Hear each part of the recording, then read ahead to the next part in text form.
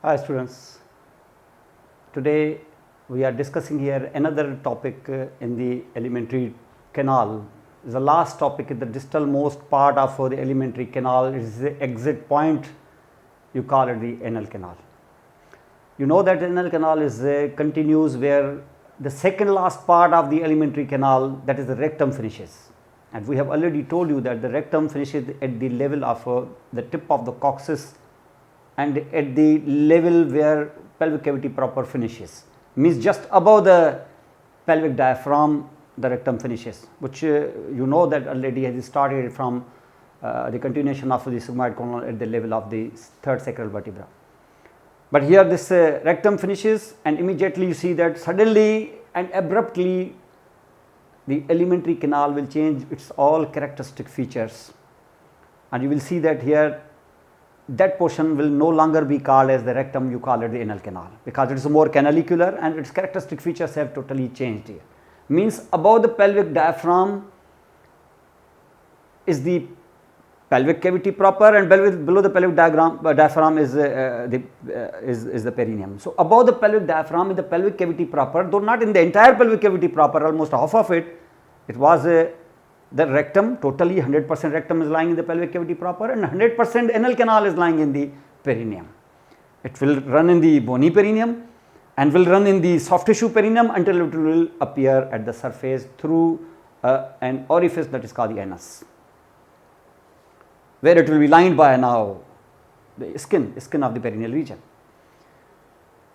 So this anal canal means this anal canal hardly it is 1 inch in length, whose upper half and lower half, because it is coming closer to the surface, so it will change its characteristic features from visceral to somatic. Above it will be lined by the mucous membrane, below it will be lined by the skin, the modified skin though.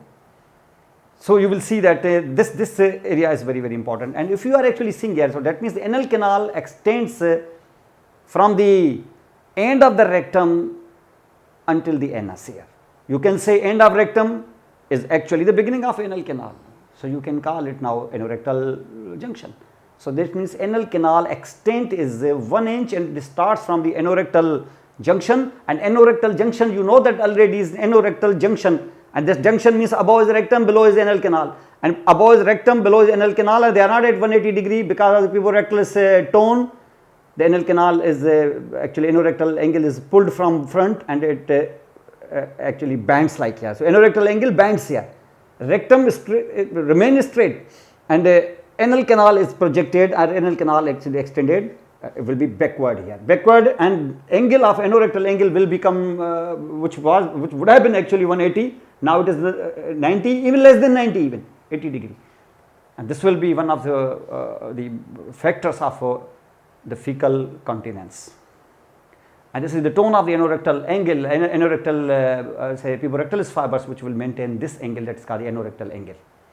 So you can say from anorectal angle or anorectal junction obviously up to the anus, this is the whole journey of the anal canal, and anal canal travels now initially in the bony part of the perineum, which is very shallow on the back side here, though it is little deeper, okay, little deeper in the urogenital area, but because we are discussing the anal triangle area, so in the anal triangle area the perineum is very shallow, because you see that already there is nothing too much bony is remaining here on the back side, because tip of the coccyx is the end of the pelvic cavity proper. Tip of the coccyx is end of the pelvic cavity proper, immediately starts the perineum, means immediately soft tissue perineum starts. Means there is not too much of the bony perineum posteriorly, though laterally we have a little bit of bony perineum, though it is not a bone, you know that laterally will be present only the sacrotuberous ligament. Means in the anal triangle area we don't have too much of bony perineum and soft tissue perineum type of thing as such, you can say. But anteriorly obviously on the two sides is the parts of ischiopubic rami will be there, and in the lower part of the body of pubis some of the symphysis also they are present. In the urogenital triangle area we have bony perineum and soft tissue perineum differentiation, but on the back side we don't have too much of it. Anteriorly in the urogenital triangle area we have urogenital diaphragm, posteriorly we don't have. Anteriorly we have skin, posteriorly surely collis fatty layer anteriorly, in the urogenital area, posterior also in the anal area. Anteriorly membranous layer, it is present in the urogenital area, but this is not present in the anal area. Means urogenital triangle area is having Colles fascia, but posteriorly anal side does not have Colles fascia. Colles fascia stops at the imaginary line that we have drawn across the ischial tuberosity, so it will get fused with the posterior border of urogenital diaphragm. And obviously its middle portion, you know, that is having perineal body. So this is something that you are actually watching in this, and if you are actually looking at this anal canal, watch in these few figures now, few diagrams here. See here, this is now the levator ani muscle, and above the levator ani muscle, if I am drawing here a line here, you see this line. This line is here.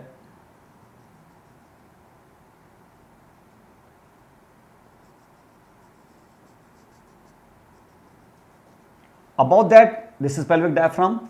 Above that, you see all is rectum, and below that is the anal canal. Means from the anorectal angle up to the anus, this was the anal canal. And if you are seeing this anal canal, so is here in this diagram. You can see in this diagram also. You see the pelvic diaphragm. You see is hanging here in the relaxed position. Below this anal canal. You can see this structure here also. Like you see this one here, this is tip of coccyx. Up to this level, it was anorectal junction. You see this is anal canal. This was anorectal junction. Again, you see in this diagram also.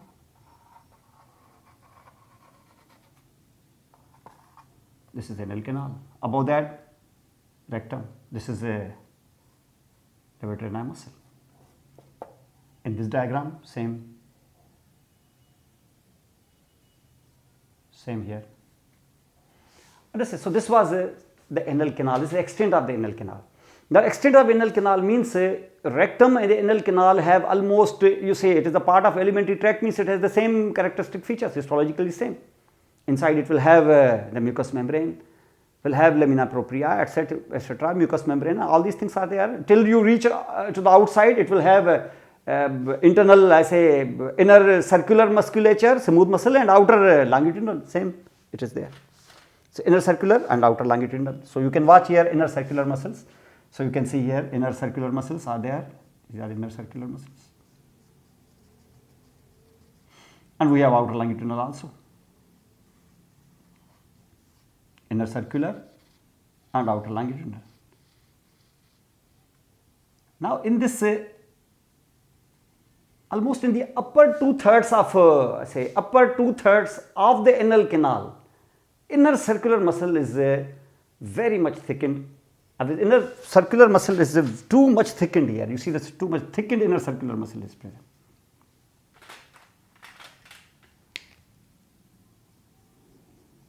A very thick inner circular musculature is there.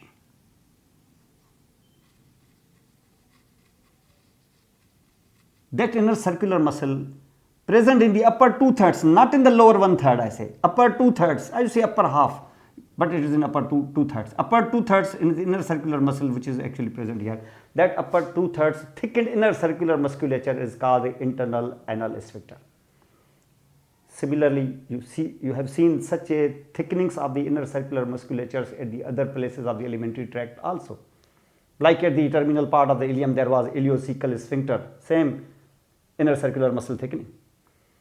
You have seen similar type of a thickening modification present here in the pylorus region. In the pyloric region, you have already seen here inner circular muscle thickening here.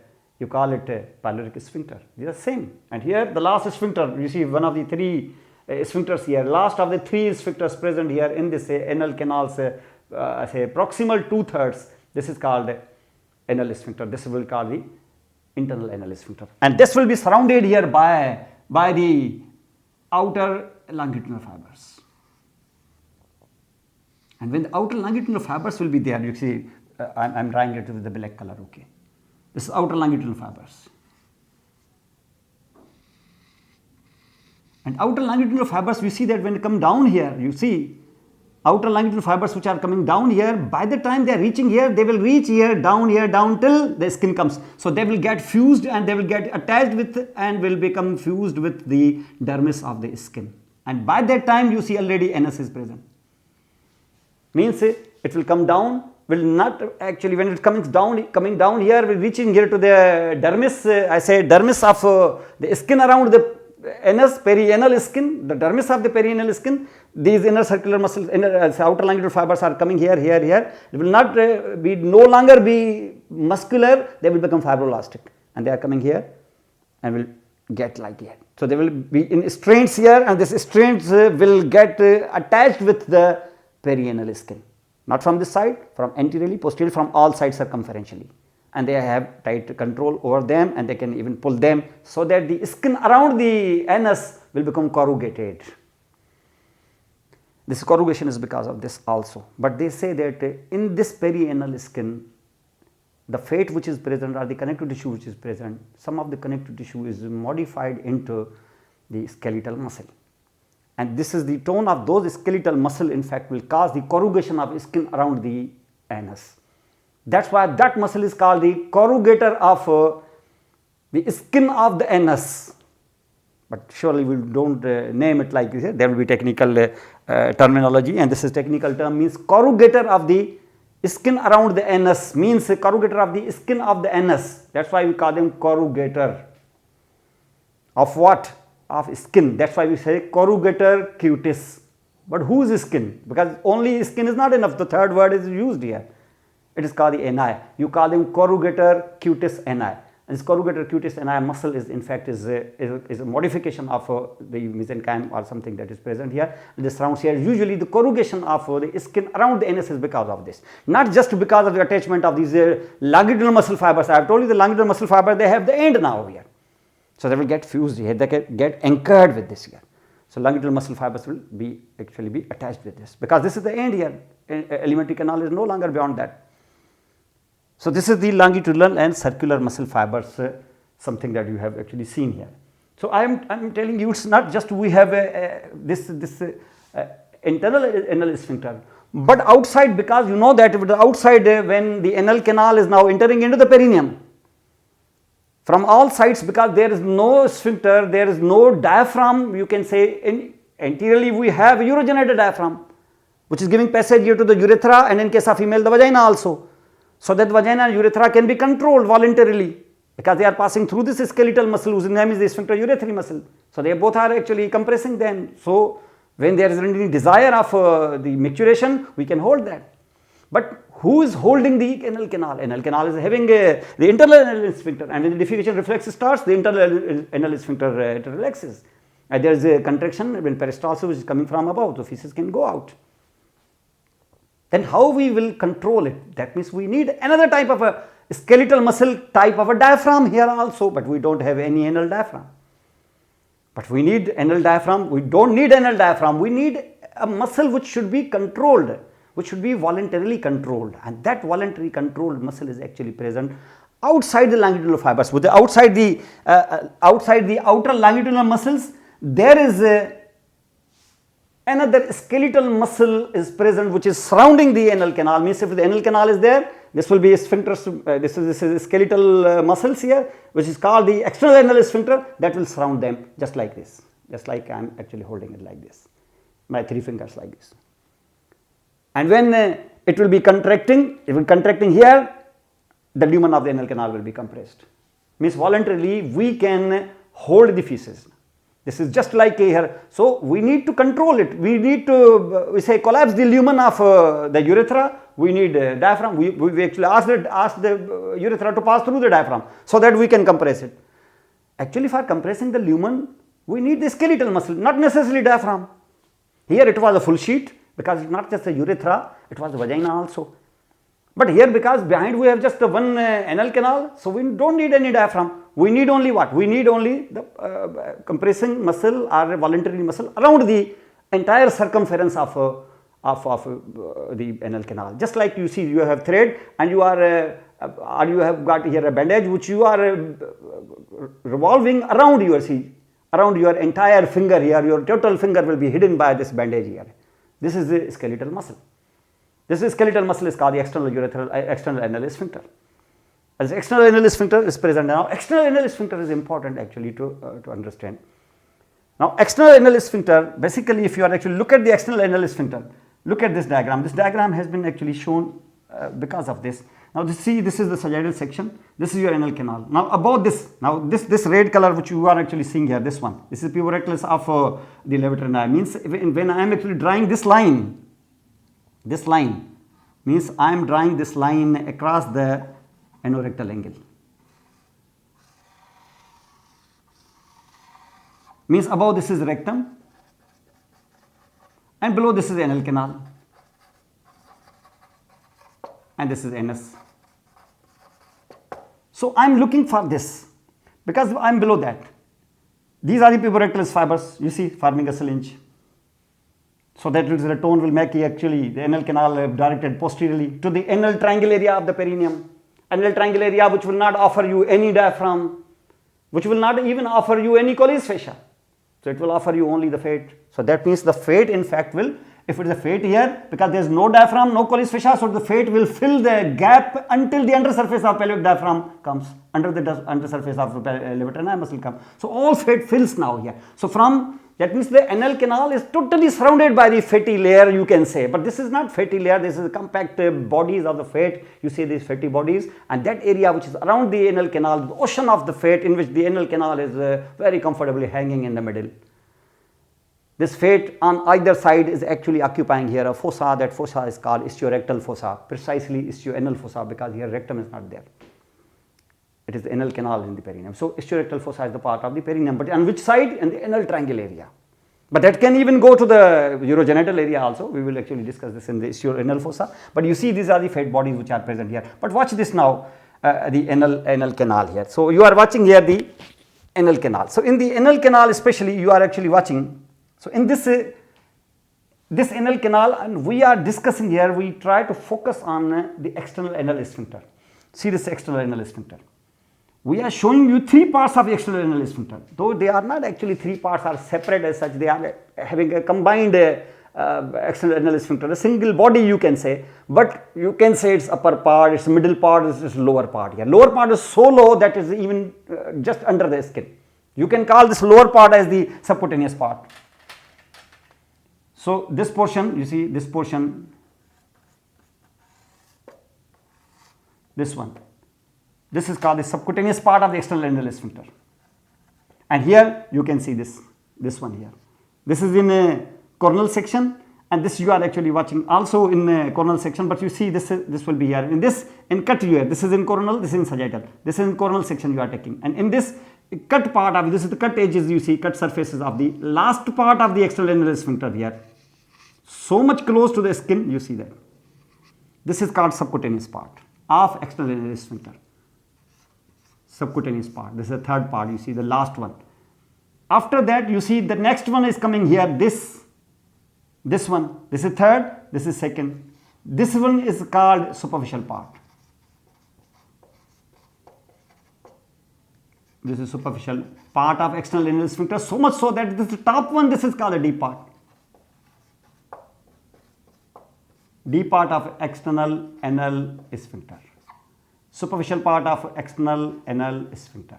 And this is subcutaneous part of external anal sphincter. These are the three parts. If I am telling you this first part here, this last one, which was the deepest now. Deepest is so deep now, that means it's almost closer to the anorectal junction. And this deepest part is this one, that one here, the third one. You see, very close to that, means it is actually very close, means it is very close to the undersurface of the pelvic diaphragm. Levator ani muscle. And in the levator ani muscle, which part will be there? Puborectalis. So that means this deeper part of your internal anal sphincter, as the external anal sphincter, will get fused with the puborectalis fibers, which are like here, you see that. From which side? Because this puborectalis is going like this, so it will actually be fused, and this is actually like a circle, so that will get fused with the lateral and with the posterior part of the puborectalis, because anteriorly puborectalis is not present, because it is like a syringe, you see that, like a syringe here. Anteriorly puborectalis is not present, you see puborectalis anteriorly is not present. It is laterally and posteriorly it is present. So this ring like a deeper part of external anal sphincter, which is skeletal, puborectalis itself is skeletal, so they will actually come here to get fused with this now also. It's not just to get fused with this, but at this time you see there is anorectal junction inside also. Anorectal junction means outer longitudinal musculature and inner circular also. all they get fused. If all they get fused here, so that means the deeper part of external anal sphincter, puborectalis, outer longitudinal fibers of the anorectal junction area, and then the inner circular muscle fibers, all they get fused here, so that when we are putting the fingers in the digital rectal examination, we reach up to the anorectal angle, so all around you can feel here the thickening here, a ring-like thickening, anorectal ring.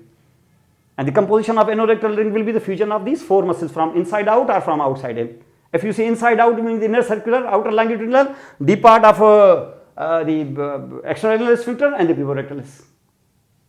So, the puborectalis to some extent, to say some extent, can contribute in the external anal sphincter, though it is not a part of the external anal sphincter any line. So, in this also you are actually watching here. The next portion is this. Now, this time this next portion, this is called here the say the superficial part of this is totally different from the other. This was the deep, this is subcutaneous, but this one is totally different. The deep part and the subcutaneous part, they are like a ring, they are like complete ring.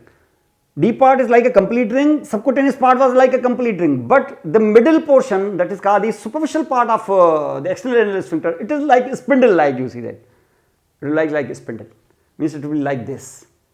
It has got the anterior tip and the posterior tip, and in between whatever the belly will be there, through that belly is the anal canal is passing, you can see. So, here posteriorly it has a tip, and that posterior tip is actually fixed with attached with the posteriorly with the anococcygeal body, and anterior tip is attached here to the perineal body. Another muscle attached to the perineal body is the middle part, that is called superficial part of the external anal sphincter. And if you go little up here, bulbospongiasis also, superficial transverse perineal muscle, deep transverse perineal muscle, levator ana itself, they are all attached to the muscles attached from above downward or from below upward, the muscles attached to the perineal body, the 5-6 muscles important, and some other structures also. So, these are the 3 parts of external anal sphincter. Now, for all these 3 parts, actually they have been shown you separately. You see this part is this part and this part. This is the third part, I say this first part which I told you that it is called the deep part, this is the first one. The second is spindle like, the third. So, that means out of this, if you are actually discussing your 1-inch anal canal, which part of the anal canal will be totally covered by the sphincter? Upper part and lower part. Middle part will actually be covered by the external anal sphincter. So, this is called superficial part, which is spindle like, which is on 2 sides, it is supporting the anal canal, but the anteriorly and posteriorly it will not be, because if it is like this, if something actually is enters here, and if you are in the spindle like, so that means anteriorly and the posteriorly, the wall of the anal canal in the middle part of the anal canal, they are not supported. Above totally support, below totally support, but the middle part from 2 sides is supported, because the external anal sphincter, this middle portion whose name is the superficial portion, it from sides it is supporting it, but anteriorly posteriorly it is not. So, anteriorly posteriorly these walls of the anal canal, they are vulnerable for the tears. And if they are vulnerable for the tears, so the fissures usually take place in the anterior and the posterior walls rather than the lateral walls, because lateral walls are almost all protected from above downward. And these fissures in fact can track down here, will reach up to the surface through these turectal fossa, and fistulas will be formed here. So, fistula and fissures usually happen in the anterior wall and the posterior walls of the anal canal. This is because of this fissure, this is because of this sphincter. So, these are the 2 sphincters which you have actually seen here, the external and anal sphincter, and these you are actually watching now. Now, in this especially, if you see these, after that if you are actually looking at the mucous membrane, if you are cutting this anal canal upper half, or say upper 2/3, lower 1/3, or say upper half and lower half are totally different, it is radical changes you see that, and abrupt changes, and these changes, if you are actually looking at upper, in the upper half of your anal canal, you will see that in the anal canal like this, you see, in the anal canal upper half means at the anorectal junction downward here you see, because above there is the rectum, there are longitudinal ridges. These are raised longitudinal ridges here. Why longitudinal, these ridges are longitudinal, why they are raised? Because under them are lying the terminal branches of the inferior rectal vessels. These are called the valves. Sometimes you call them the valves also, the anal, and these actually are standing here, not valves. We call them these standing here like straight here. These are called anal columns. We call them the columns of Morgagni, Morgagni's columns.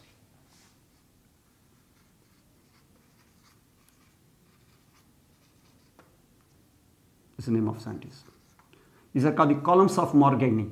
And these columns of Morgagni, they are in fact, they represent, because underlying them, if you are making incision, you will open the mucous membrane and you will see these terminal vessels, we call them inferior rectal vessels here, number one.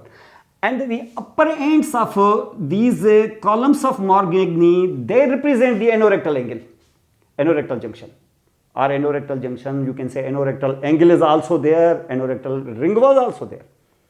So that means at that area is this. But in the inferior ends of these columns, they become transverse.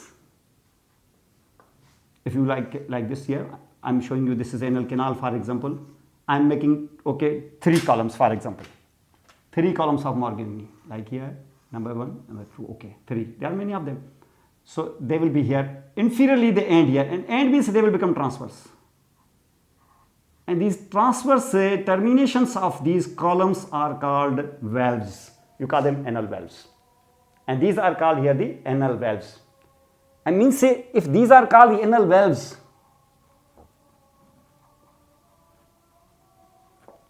understand? And here these are called anal valves. Just proximal to the anal valves, there are certain depressions here. So when you depress, depressions means if you press them here, there are certain depressions here, and these depressions are called anal sinuses. They are also lined by the mucous membrane, and if you cut them, under them there will be some glands here, mucous glands. So when you say if these are longitudinal columns, and here will be the transverse valves, you say. So when the feces are passing here, the pressure will be over the sinuses, and when the feces are passing here, they are squeezing them, and mucus will be running along with the fecal mass, and they will lubricate the walls of the anal canal, the lower half of the anal canal. Because lower half of the anal canal is not having any glands. This is actually modified skin. It does not have the mucous glands, so it will be dry here. So at the time of feces, it will be having a friction here. So nature has already provided here the mucus to them at the passage, at the time of the passage here. Usually actually anal canal on 2 sides is having the fluid bodies here in the istiorectal or istioanal fossa. But usually you will see that anal canal at the time of the rest, or if it is not being used here, its walls remain collapsed as opposed to each other, except when the feces pass or when the gases or the wind passes here, then it opens, then it closes. This is because of the tone of the muscles. Because you see internal anal sphincter, it is almost having a tonic contraction. Most of the time it remains closed here, and the external anal sphincter is also under our control. So usually this lumen is actually not available. This is being shown here to see the anatomy of the anal canal here, which you are actually being watching here. So this is what we call here. So where the columns are coming, you see that where the columns are coming, and when the anal valves start here, this area in fact will look like rough here, and this rough area will look like, you see that is a comb, like you call them the dentate here, you call them this is the dentate line. And this dentate line will tell you that above that line it is all visceral, this is coming from the primitive gut, and below that is actually the reflection coming from the skin. So below that level it is the somatic story, and above that is the visceral story. Above this area, the arterial supply, venous drainage, lymphatics, autonomics, I say nervous supply, this all neurovascular bundles are separate, below that is separate. Histology, above that is different, below that is different. Embryology, above is different, below is different. If for example you see, and above that level you see histology is different, even anatomy is different. All these columns and valves and this areas, ridges, etc., they are lying above the dentate line, below is not there, below is smooth. Above that is the visceral, below is the somatic. Above embryologically comes from the primitive gut tube, below it is actually the reflection coming from the cloacal membrane, that is called here, and this is depressed here, this is called the proctodium. Proctodium, this is the development from the proctodium, depression at the skin area. So this will be actually is present here. Above that will be just like primitive gut, just like alimentary tract, it will be simple columnar epithelium with a lot of goblet cells, etc. But below it will be stratified squamous epithelium, though non-keratinized, just skin. So above the portal, above the dentate line, it is a portal system. So like here, another will be above the dentate line, it is autonomic nervous system neurology, and below that it will be actually the pudendal nerve, somatic. That will be sensitive to pain, touch, temperature. Above that will be just sensitive to stretch, that is autonomic. Above that, lymphatics will drain along with the superior rectal vein and will drain into the inferior mesenteric lymph nodes, but below that will actually enter into the superficial lingual lymph nodes, lower part of the anal canal. So everything is a lot of more than 10 differences between the upper part and lower part, between the part above the dentate line, part below the dentate line. This will be the thing you are actually watching in this area. So if you look at these areas here, so we have seen here that above the this is what we call here, means above this dentate line we have columns and valves, etc., but below you don't have. So embryologically, histologically and anatomically they are totally different. They will be having more than a dozen of differences between the upper and the lower part of this canal. And once you see that when the skin actually, so when the lower part of the anal canal reaches the skin, it's becoming continuous with the skin, that area, I say, the point at which the perianal skin starts or begins, this is called the anal verge.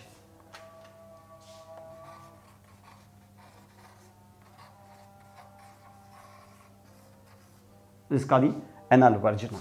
So this will call the anal verge here, and we have told you already the superior to the pectineal line or dentate line or pectinate line also, or the pectineal line also, the linea pectinati, which is called the pectinate line, and below that also we have a lot of differences here. So anal canal, especially if you are looking at the anal canal, to sum up this anal canal location, you have to see the internal anal sphincter and the external anal sphincter, and we have told you that it's not just the external anal sphincter has got the musculature, 3 parts you have seen already, and the internal anal sphincter is the inner circular muscle, but between both of them you know that is lying the longitudinal muscles. Longitudinal muscles will catch hold of, in form of strains, will catch hold of the skin around the anus. Not only this, but these fibers or longitudinal fibers will pass to between the external anal sphincter and will get themselves fused in the fat bodies in the anorectal, I say in your ischioanal fossa. So they will catch and anchor them also to hold and stabilize the anal canal. So this is something you are watching in the anal canal area. So anal sphincters also, external and internal anal sphincters, and all these areas you have to actually watch the differences and the histology, and at the same time the anatomy and the embryology point of view, the differences also here. And you know that is lying totally in the perineum, where we don't have any peritoneum as such. Means where there is perineum, there is no peritoneum. So because here this is lying below that here, and already this is various parts of the anal canal you have to watch here. The class dismissed.